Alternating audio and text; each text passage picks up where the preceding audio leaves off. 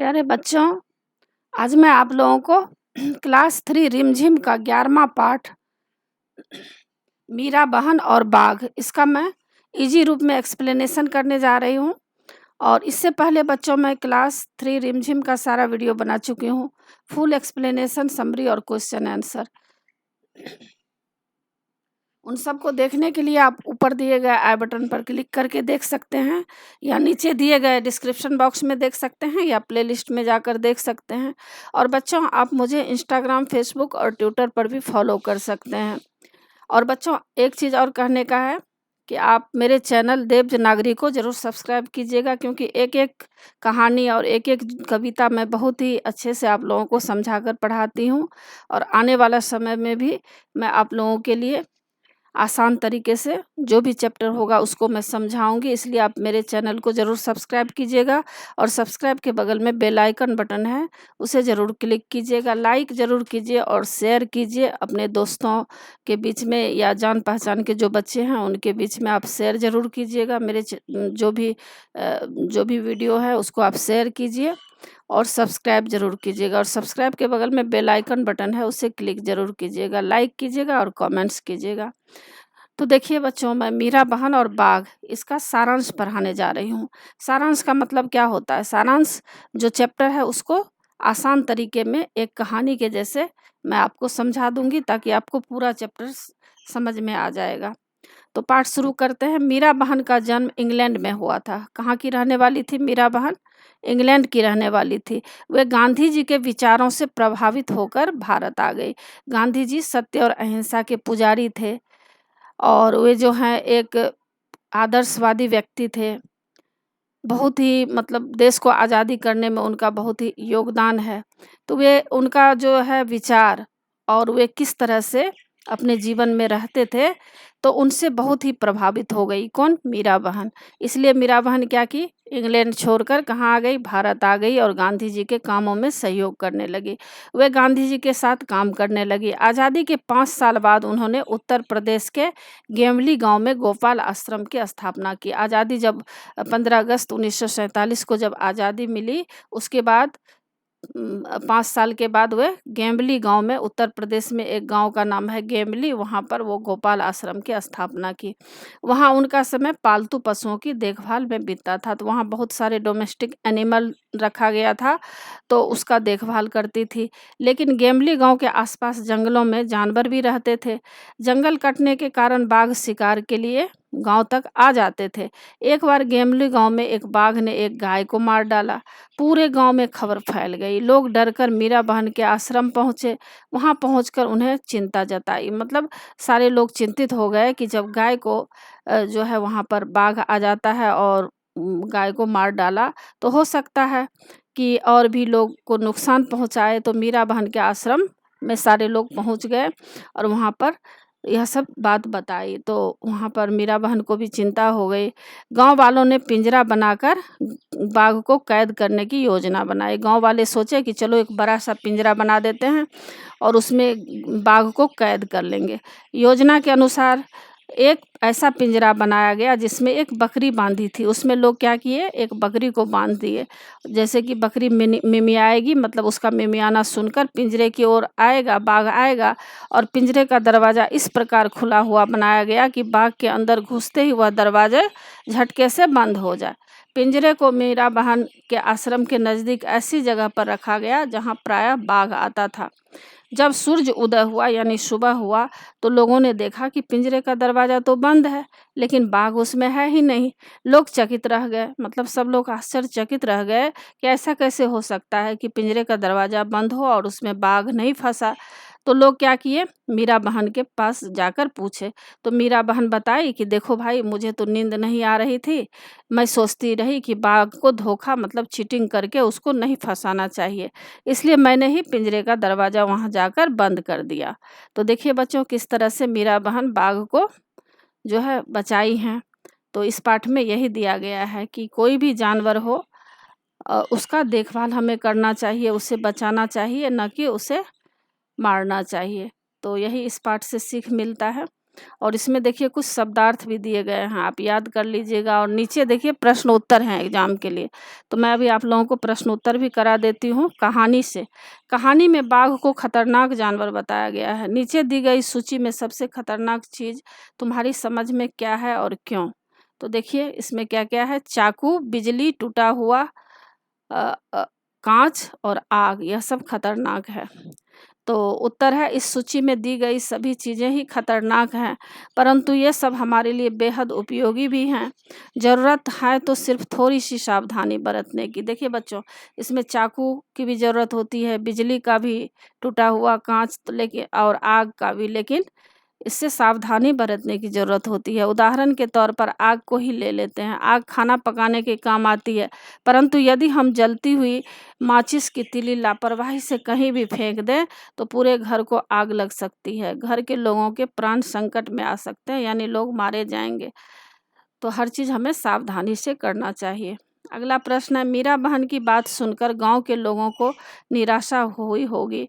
उन्होंने मीरा बहन से क्या कहा होगा? सोचकर गांव के लोगों की बातें लिखो। उत्तर, गांव के लोगों ने मीरा बहन से कहा होगा, बहन आपने यह क्या कर दिया? आपको बाघ जैसे खतरनाक और हिंसक जानवर पर बिल्कुल दया नहीं दिखानी चाहिए। अब तो वह बाघ गांव में कभी भी घुसकर हमें या हमारे जानवरों को खा सकता है। आपने यह बिल्कुल सही नहीं किया। खतरनाक है या नहीं? गेमली गांव के आसपास के जंगलों में बाघ जैसे खतरनाक जानवर भी रहते थे। तुम्हारे हिसाब से नीचे लिखे जंतुओं में से कौन कौन खतरनाक हो सकते हैं, उन पर गोला लगाओ। तो इसमें देखिए उत्तर में है चीता, सांप, बिच्छू और भालू। अगला प्रश्न है, जिनके नाम पर तुमने गोला लगाया है वे कब खतरनाक हो सकते हैं? उत्तर है, ये सभी खतरनाक तब होते हैं जब हम इन्हें तंग करें या इनके आसपास इन्हें छेड़ें। पिंजरा, चूहा पकड़ने का पिंजरा देखकर बताओ कि वह अपने आप कैसे बंद हो जाता है और एक बार कैद हो जाने पर चूहा उससे बाहर क्यों नहीं आ पाता? उत्तर, चूहा पकड़ने के पिंजरे में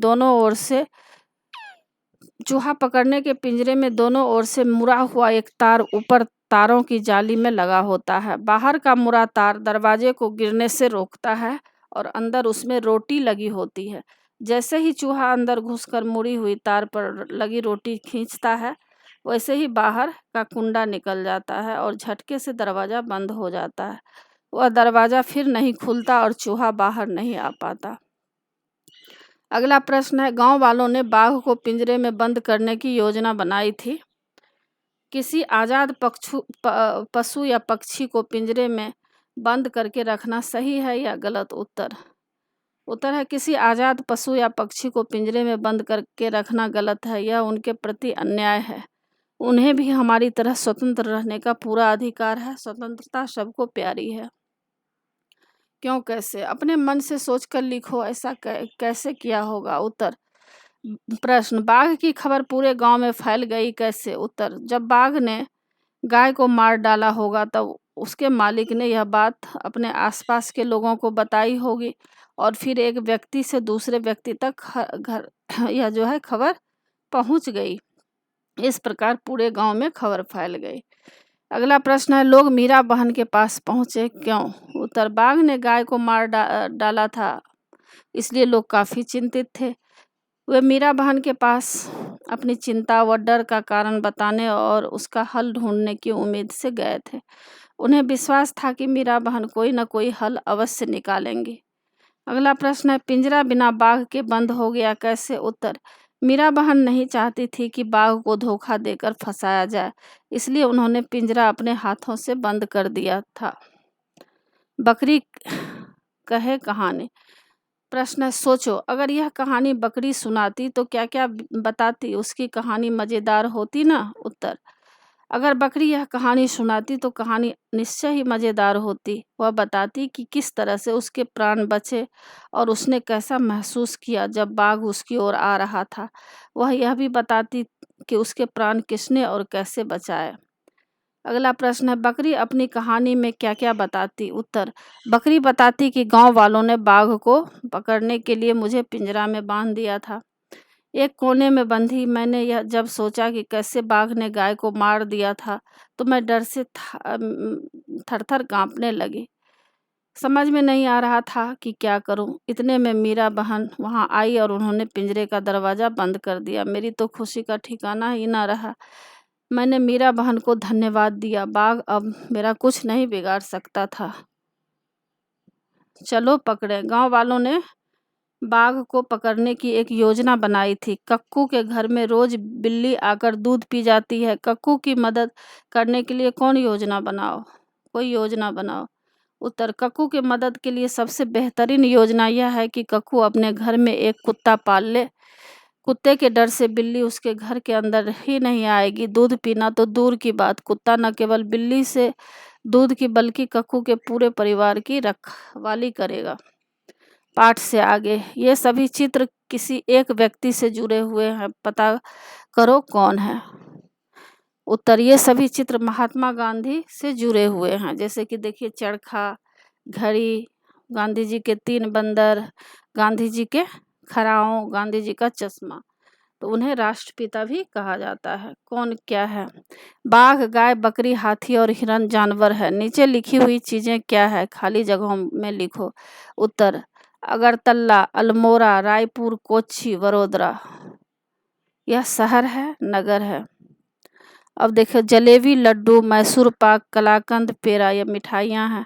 नर्मदा, कावेरी, सतलुज, ब्रह्मपुत्र, यमुना, यह सब नदियां हैं। बरगद, नारियल, पीपल, चीर, नीम, यह सब वृक्ष है। गेहूं, बाजरा, चावल, रागी, मक्का, यह सब अनाज है। कुर्ता, साड़ी, फिरन, लहंगा, कमीज, यह सब कपड़े पोशाक हैं। कोयल, कुकू, बकरी, मैमे।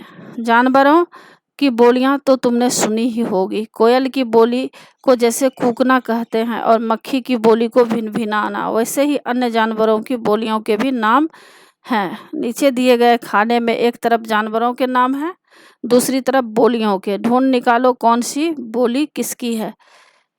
तो देखिए, इसमें जानवर और बोलियां, भैंस, और सबके साथ दिया गया है घोड़ा, हाथी, बकरी। तो उत्तर में है भैंस, रंभाना, बोलियां उसका रंभाना होता है। घोड़ा हिनहिनाना, हाथी चिंघारना, बकरी मिमियाना, और शेर दहाड़ना, गधा रेंगना रेकना, और गाय रंभाना, कुत्ता भौंकना। ठीक करो। हवाई जहाज आसमान उड़ रहा है। तुम्हें यह वाक्य कुछ अटपटा लग रहा होगा। इस वाक्य को फिर से पढ़ो। हवाई जहाज आसमान में उड़ रहा है। अब इसी तरह अन्य वाक्यों को ठीक करो। धूप बैठकर ढोकला खाया। और देखिए, इसी तरह उत्तर सबका है। धूप में बैठकर ढोकला खाया। लता सब मूंगफली खिलाई। लता ने सबको मूंगफली खिलाई। पुतुल काम करने मना कर दिया। पुतुल ने काम करने से मना कर दिया। पहाड़ी गांव बाघ डर बना रहता है। पहाड़ी गांव में बाघ का डर बना रहता है। अब ये सभी शब्द फिर से लिखो जिन्हें तुमने जोड़ा है। तो इसमें क्या क्या आप लोगों ने जोड़े हैं? मैं, ने, से, ने, को, मैं, का। तो इसी के साथ बच्चों पाठ की समाप्ति होती है। आशा है आप लोगों को सारा पाठ अच्छी तरह समझ में आ गया होगा और एग्ज़ाम के लिए तैयार कर लीजिएगा। और बच्चों, आप मेरे चैनल देव नागरिक को ज़रूर सब्सक्राइब कीजिएगा और सब्सक्राइब के बगल में बेल आइकन बटन है, उसे क्लिक कीजिएगा।